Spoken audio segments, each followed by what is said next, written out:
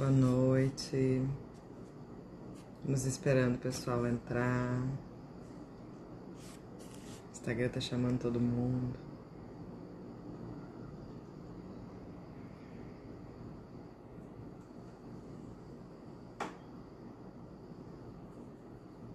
Boa noite. Vamos esperar o Instagram chamar pra gente iniciar.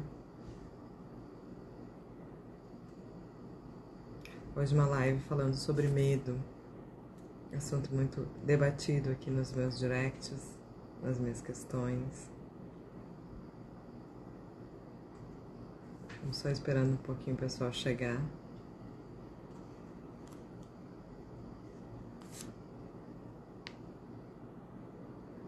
Mais um minutinho a gente já inicia para falar do medo. É muito interessante como isso nos aflige, né? E eu venho estudando cada vez mais a mente humana e percebendo o quanto nós deixamos de fazer coisas por medo.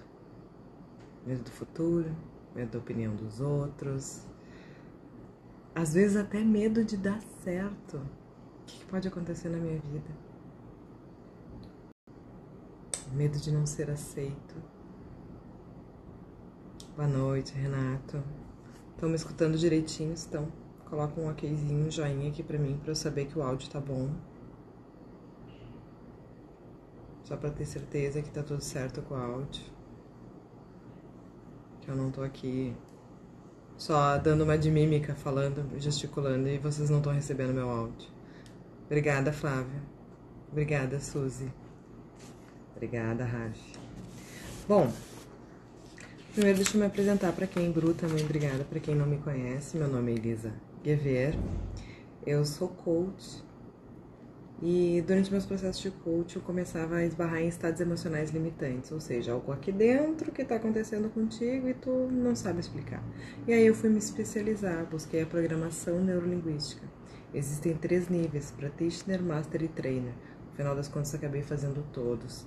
Depois eu conheci um método de aplicação das técnicas da programação neurolinguística com hipnose ericksoniana, que é um transe conversacional, é uma meditação guiada, digamos assim, ninguém sai batendo cabeça. A comunicação generativa também existem 2 níveis, Practitioner e Master. Eu me tornei uma Master, devidamente certificada em site e tudo mais, né, como comunicadora generativa Master. Também tenho especialização em hipnose clínica. E agora, final de novembro, início de dezembro, pensando em como eu posso melhorar com meus clientes, eu vou começar o curso de formação em consteladora familiar. Não é para ser constelando todo mundo, mas é porque tem muitos problemas nossos que são sistêmicos, né? Que vêm das nossas gerações, padrões que se repetem e tudo mais. Mas, vamos lá. Vamos à nossa live hoje sobre medo. Gente, não tive dúvida, né? Por onde a gente começa? Pelo moço aqui, seu Aurélio. Vamos para a definição prática, assim, literal. Medo.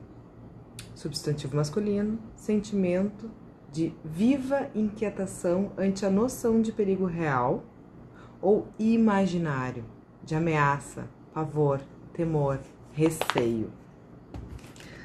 Isso é a definição de medo de acordo com o nosso querido Aurélio. Mas o medo, antes de mais nada, alguém de vocês consegue pegar ele? Alguém de vocês consegue enxergar ele? Ele é uma pessoa? Ele é um objeto? Ele é concreto? Não.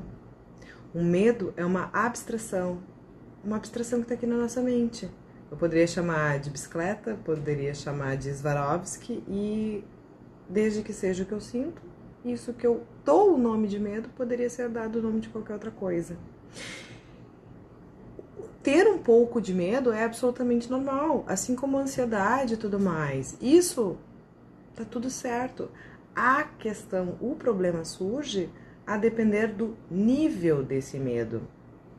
Pelas pessoas que estavam respondendo as minhas enquetes e tal, que estavam contribuindo, até agora todos que estavam falando tinham medo no nível assim, normal e tal. Por que eu tô te dizendo isso? Porque se esse for um nível muito alto, aí eu tô desenvolvendo uma fobia. É um pavor. Sabe assim, só de eu pensar numa cobra eu já tenho surtos.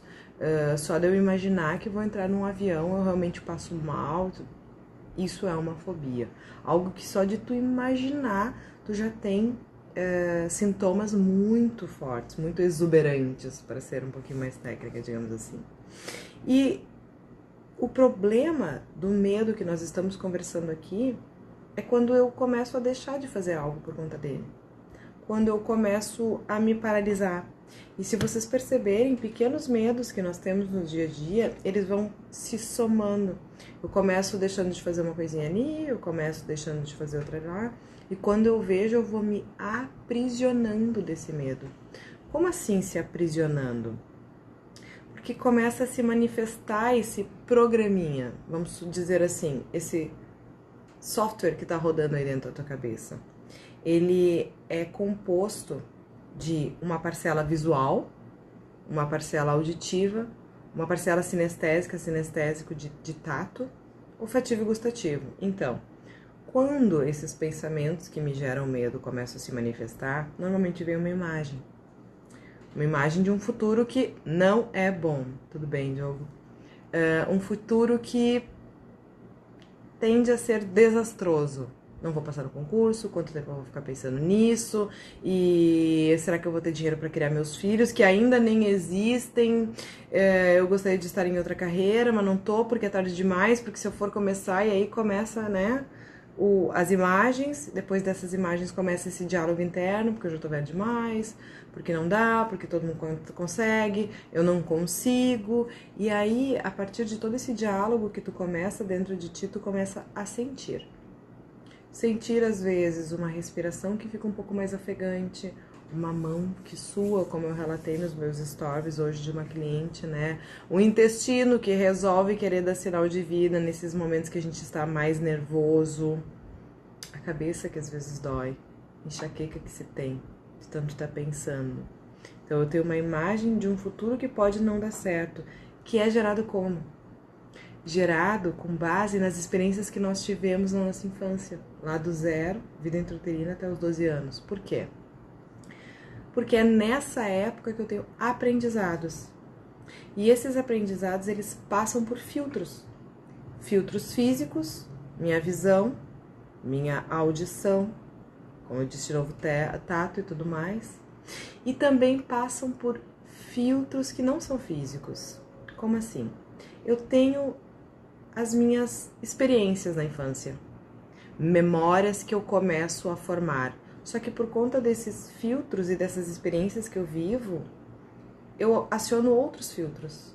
Filtro de universalização, então se isso acontece, quer dizer que tal coisa vai acontecer, sempre que isso acontece, tal coisa acontece. Filtros de deleção, por quê? Vocês estão vendo que eu uso óculos, né? Isso quer dizer que eu não uso óculos para bonito, isso quer dizer que eu não tenho uma visão 100%. Então, muitas coisas escapam.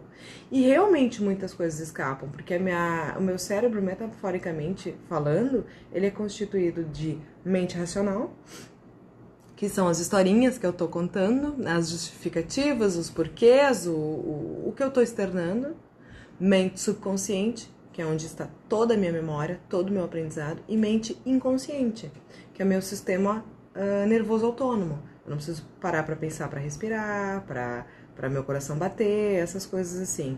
Então, dentro dessas memórias que estão lá na minha mente subconsciente, eu tenho esses filtros. Esse filtro que eu começo a generalizar por conta do que eu já vivi. E por conta desses filtros físicos, eu começo também, as informações elas não entram 100%. Porque se eu processasse absolutamente tudo que entra aqui, eu surtaria. Imagina eu ficar vendo todas as informações e ainda ter que pensar que meu coração precisa bater, que eu preciso piscar o olho para lubrificar, que eu preciso lembrar de respirar. Não tem como. Isso aí é meu subconsciente, meu inconsciente que estão processando. Então, vem esses filtros desses aprendizados para minha vida e eu começo a processar as informações que estão entrando. Então eu também deleto muita coisa, sem nem me dar conta. E essa deleção que eu faço, ela é preenchida por essas experiências, e aí a informação vai se processando. Por isso que às vezes a gente está conversando com uma pessoa e pensa assim, mas eu sabia onde ela queria chegar, por isso que eu falei assim com ela. Sabia porque tinha uma experiência atrás que estava te mostrando como talvez possa vir a ser. É uma suposição. Então, eu tenho a universalização, eu tenho a deleção e eu tenho a distorção. Porque o que eu enxergo, lamentavelmente, não é a mesma coisa que tu enxerga, porque nós enxergamos de acordo com as nossas experiências. Então, eu começo com essas imagens a formar imagens de um futuro que provavelmente não vai ser legal, por conta dessas experiências que eu tive. Começo com esse diálogo interno. Desse diálogo interno eu começo a sentir esse medo, que começa a me paralisar de fazer algumas coisas. Mas se a gente parar para pensar, todas as vezes que eu tô numa sessão de, por exemplo, comunicação generativa, em que eu tô trabalhando um estado emocional com a pessoa, alguma coisa que ela quer fazer e não consegue, como eu estava comentando dessa pessoa que eu atendi sexta-feira, e ela realmente, quando recebia a notícia de que ela, trabalhando no RH, ia ter que dispensar alguém, notificação de um acidente de trabalho e tudo mais, ela realmente, ela tinha, assim, muita sudorese nas mãos, dor de barriga, ficava muito mal com esse diálogo, será que eu fiz alguma coisa errada, aquela coisa toda, e aí o que acontecia? A gente foi lá e voltou lá na pré-adolescência dela. E aí quando eu pergunto qual é a intenção positiva desse medo? Gente, o medo ele sempre tem uma intenção positiva. Por quê? Porque se eu não tivesse medo nenhum, eu ia simplesmente atravessar a rua, sair correndo e puf, não tem mais nada. Fui atropelada. Por quê? Porque eu não tive medo nenhum. Só que não é assim, a gente precisa de um certo nível de medo. O medo, no final das contas, ele quer que a gente sobreviva. Quer que não sofra, quer que não doa, quer que não se frustre ou tenha um fracasso na frente dos outros e daí eu vou sentir vergonha, vai me doer. Só que o que acontece? Muitas vezes a gente quer mudar, a gente não quer mais sentir isso. Só que para eu não sentir isso, eu tenho que identificar qual é o programinha que está rodando. Tem que perceber qual é a imagem, o gatilho que me dispara isso. E não é uma coisa que tu viu passando, é uma imagem que vem à tua mente. Quando, por exemplo, tu vai ter medo de um futuro, porque eu não sei se eu vou conseguir ter dinheiro, porque eu não sei se essa profissão que eu tô escolhendo vai ser bem... E daí tu começa a criar essas imagens. Dessas imagens vem o teu diálogo interno. Só que isso vem de experiências lá da tua infância. Por isso que é muito importante voltar lá para saber. Porque quando eu descubro a causa, é muito mais fácil de eu mudar as consequências. Eu identifico qual é o software que está rodando na tua cabeça e aí eu reprogramo ele para rodar de acordo com como tu quer, com o estado desejado que tu quer. Normalmente ficar mais tranquilo, seguro, confiante, alegre, leve e por aí vai. É a tendência de todos os clientes que eu tenho pego. Tranquilidade, se eu tô em paz, se eu tô tranquila, equilibrada, eu faço qualquer coisa. Porque daí eu consigo estar consciente, eu não estou envolto em emoções. E aí a gente começa a perceber que desses gatilhos eu preciso fazer uma ressignificação. Para quê? Para fazer uma mudança estratégica nessa forma de pensar. Então, por exemplo, o pessoal que estuda para concurso acaba procrastinando, acaba tendo ansiedade, se desconcentra, se paralisa. Porque tá com esse medo lá do futuro, de quando que eu vou ser aprovado. E aí, tu acaba não estando nem no presente fazendo direito, muito menos vai conseguir colher os resultados lá no futuro. Muitas vezes a gente tem o medo de dar certo. Já parou para pensar como que seria a tua vida se desse certo?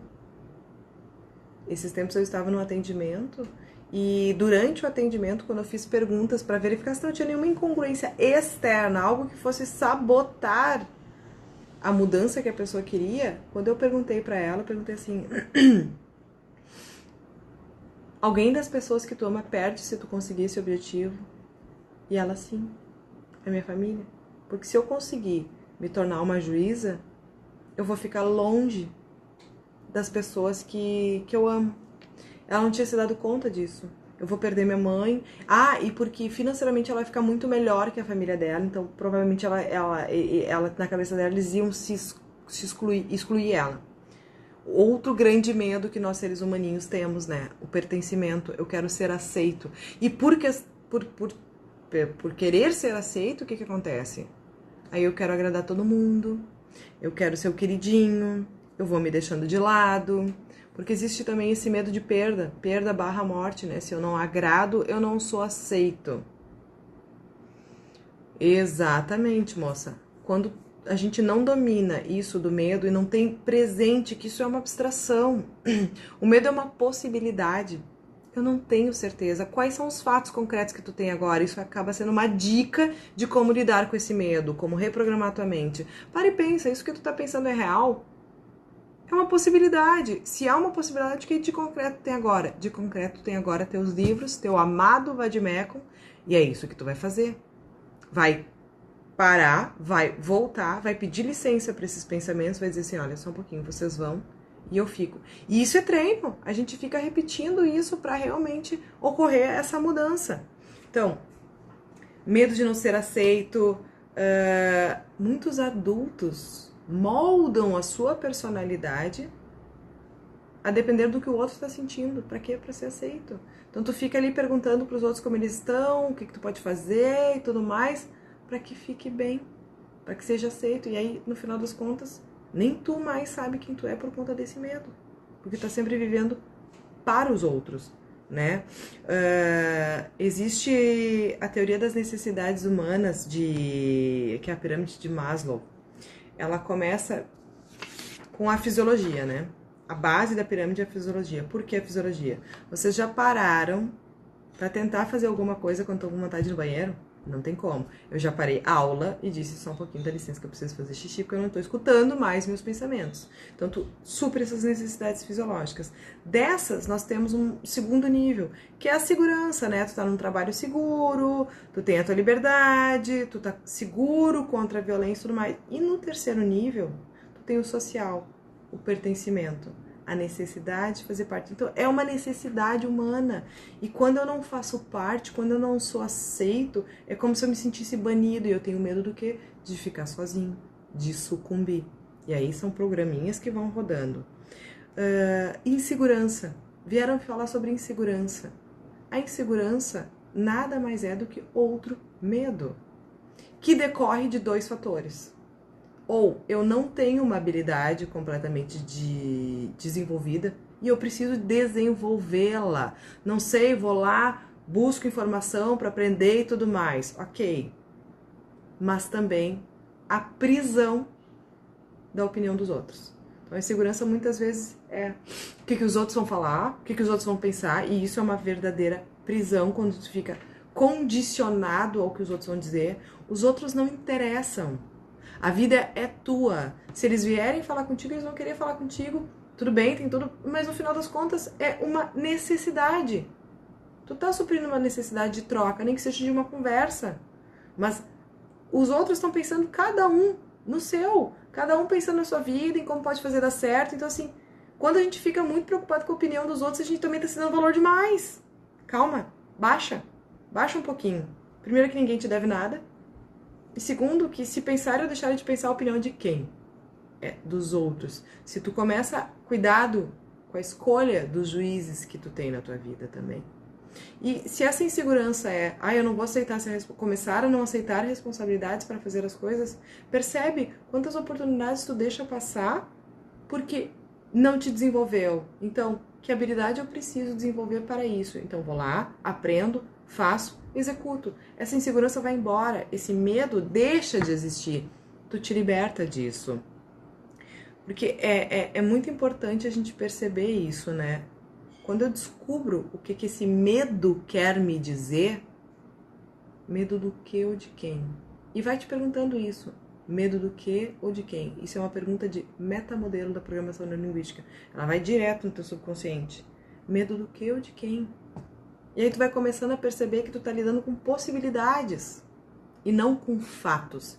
E aí traz, mas o que é concreto disso? Então tá, eu tô com medo disso e disso.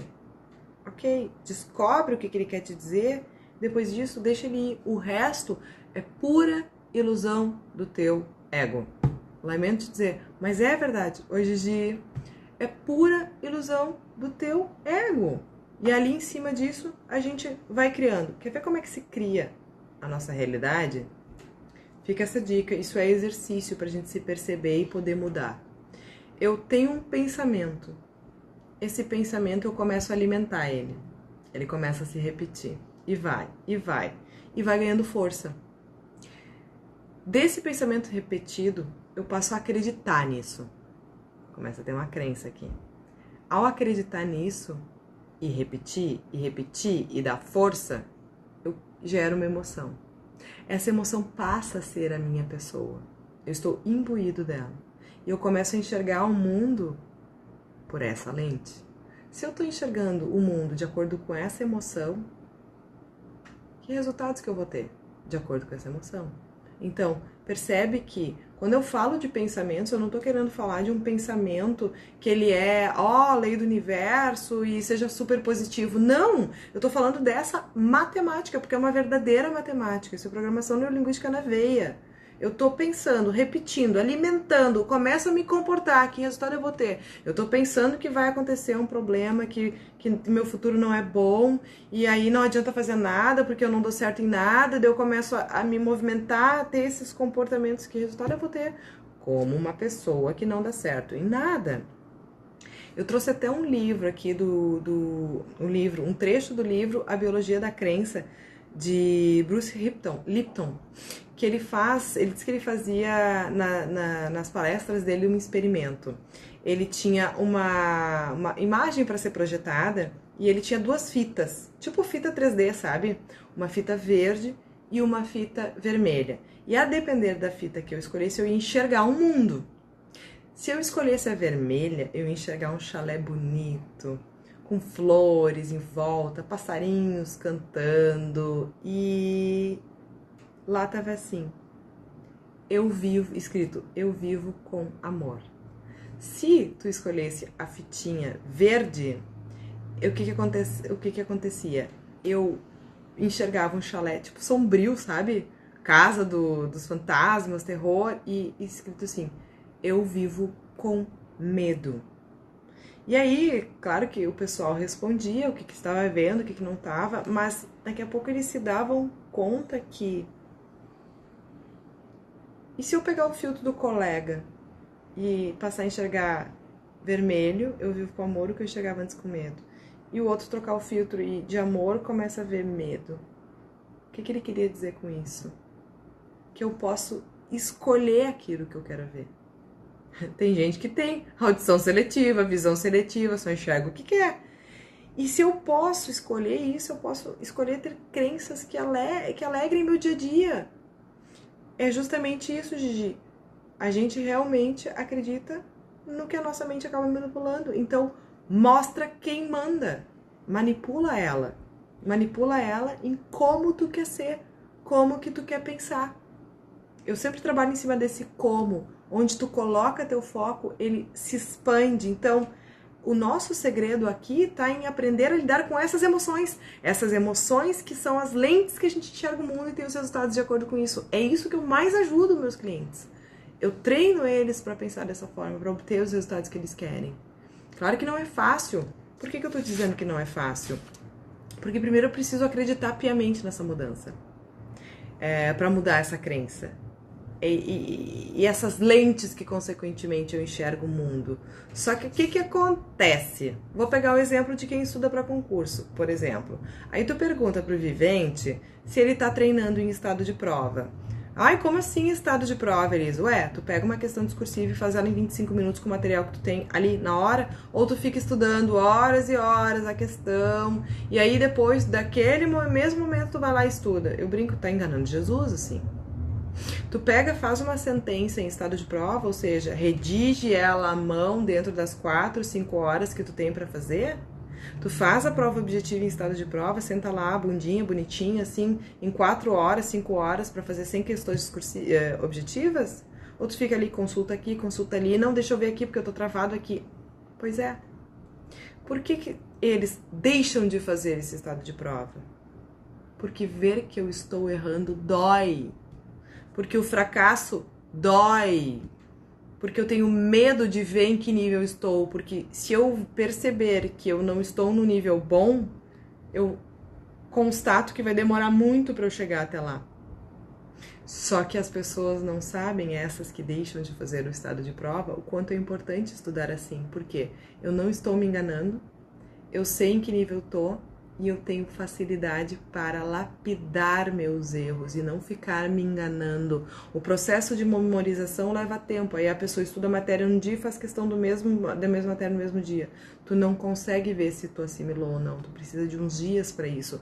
E tudo nisso a gente vai fazendo porque por medo do fracasso, por exemplo. Pelo medo de errar, medo de se julgar, medo de se sentir incapaz.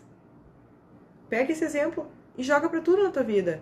Por emagrecimento, quantas pessoas dizem, porque eu tenho medo disso, eu tenho medo daquilo, e não faz nada. No trabalho, por conta desse medo, age completamente imbuído desse medo e planta a realidade que ele quer. Então, assim, rever o processo para qualquer coisa na vida é desconfortável. Vencer os medos é desconfortável. Precisa trabalhar ego, precisa trabalhar humildade, precisa trabalhar o apego. Uma das coisas que mais acontecem, a gente pode perceber, é que a pessoa morre, mas não muda. Sabe por quê? Pelo princípio da familiaridade. É mais fácil eu continuar onde eu estou do que ir para o desconhecido. O desconhecido me assusta. E uma coisa em comum que eu percebi em todas as pessoas que vieram falar comigo é medo com o futuro. Pessoas de Deus. Parte mais importante dessa live, e o recado hoje era curto, nem sei que horas são, deixa eu ver aqui. Bom, já são 27, já quase meia hora falando. Para nós termos resultados diferentes, nós precisamos ter ações diferentes. Por exemplo, não espere ser aprovado num concurso público se tu continua estudando da mesma forma e ainda não foi. Ou mudar de emprego e tudo mais. Como que percebemos que estamos com ego? Muitas vezes apegado. O apego, o querer provar algo, o querer, sabe? Muitas vezes é isso.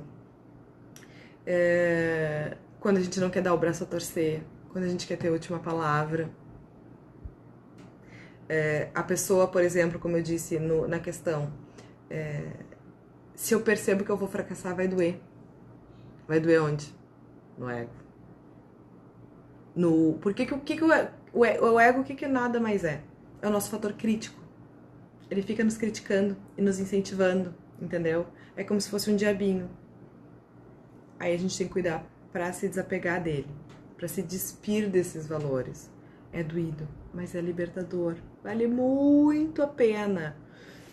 Vamos falar em exercício. Como que a mudança ocorre? A mudança ocorre por impacto emocional, que é o que eu promovo nos meus atendimentos, ou, que é um outro tipo de impacto emocional, tu foi assaltado, o cara apontou a arma na tua cara e tu pensou assim, putz, eu ia perder minha vida, preciso rever tudo diferente.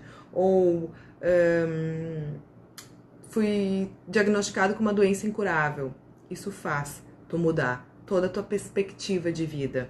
Por isso que existe esse fator, impacto emocional para uma mudança. Por isso tem pessoas que quando descobrem que tem uma doença terminal, quando percebem assim, nossa, agora que eu vou, impacto emocional. Quando eu estou trabalhando com a comunicação generativa, em que a gente vai lá até a criança, resgata ela, entende o porquê da mente subconsciente fazer com que ela haja com esse medo, percebe que é uma questão de sobrevivência, uma questão até de controle, às vezes, a todo esse entendimento, a esse impacto emocional. Mas, somando a isso, a gente pode ter a mudança por outro. Treino e repetição. Treino e repetição. Então, toda vez que eu encerro um atendimento, eu sempre digo para a pessoa, tu tinha um estado limitante aqui, e hoje nós fizemos um estado desejado. Só que tu teve, por exemplo, uns 30 anos, 30 e poucos anos repetindo um padrão. Existe uma conexão neural muito forte aqui. A gente não apaga. Não pensem que eu tenho superpoderes, pessoas. Nem que eu saia hipnotizando e fazendo tu comer cebola achando que tá comendo doce de leite. Isso não é comigo. Isso é hipnose de palco, eu sei. Mas não faço, não preciso disso. É na conversa. Então, o que acontece? Eu quero que tu tenha foco aqui, ó, no teu estado desejado. Por isso, uma pessoa que me diz assim, eu não quero sentir medo. O cérebro não processa negativo. Ele não processa não. Então, tá dizendo pra si mesmo, eu quero sentir medo. Tá, Inês, mas como é que eu faço? Como é que eu treino isso? Não é difícil, mas como eu disse, treino e repetição. Tu vai focar no que tu quer. Como que tu quer ficar? Eu quero ficar tranquilo. Eu quero ficar confiante. Eu quero ficar seguro. Talvez tu tenha um modelo de uma pessoa que tu queira. Pensa como ela agiria no teu lugar. E vai traçando como. Se eu sei como eu quero ficar, tá, eu estou com medo hoje nessa situação. Tá, mas como que eu quero ficar? Eu quero ficar tranquilo, eu quero ficar seguro. Se eu fosse seguro agora nessa situação, como eu agiria? Para isso, inclusive, o que acontece? Tu vai começar a identificar. Tu vai identificar. Eu tenho dificuldades com críticas. Sempre busquei a aceitação das pessoas. Quero mudar isso. Qual a dica para começar essa mudança? Filho de Deus, quando eu fiz o curso de trainer, o trainer em programação neurolinguística são apresentações, é tu ser um treinador.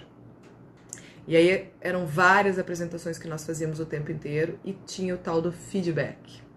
E até hoje, o que a gente acontece? Nós aprendemos que feedback lá na nossa infância não é uma coisa boa, porque o primeiro feedback que a gente teve foi: depois eu converso contigo em casa.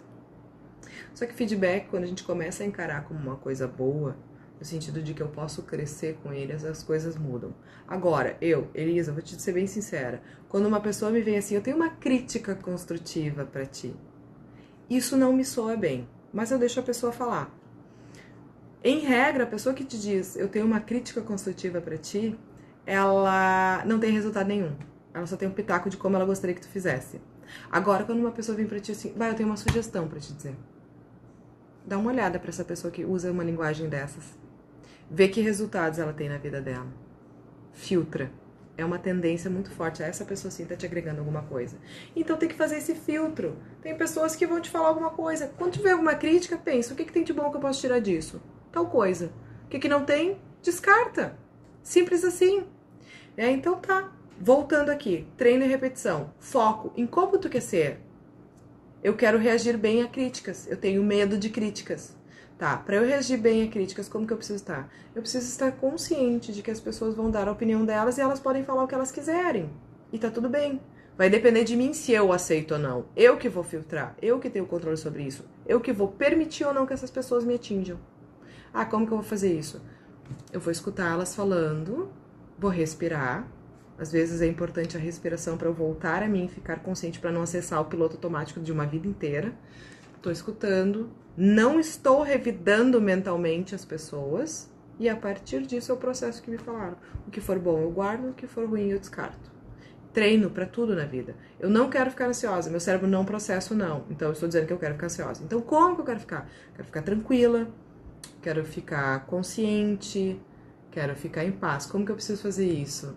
Bom, eu fico ansiosa quando eu tenho um monte de pensamentos, então eu quero tirar os pensamentos. Bom, mas se eu tirar os pensamentos da cabeça, eu preciso colocar uma coisa no lugar. Então, que coisa que eu vou colocar no lugar? Ah, vou escutar uma música, vou fazer um carinho no namorado. São estratégias mentais que qualquer um de nós pode ir traçando. Esse é o maior exercício que eu posso dar para vocês com relação ao medo. Porque o medo é uma abstração. É uma enxurrada de pensamentos que vem na tua cabeça quando tu começa a alimentar ele e aí tu começa a sentir tudo isso.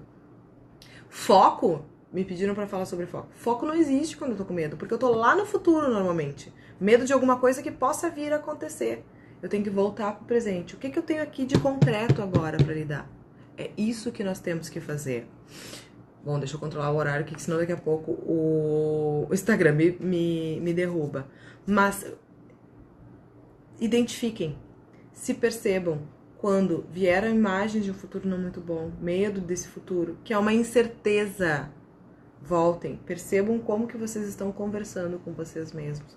Troquem esse diálogo por algo que empodere vocês. Não é para ser a lei do universo vai cair do céu. Não.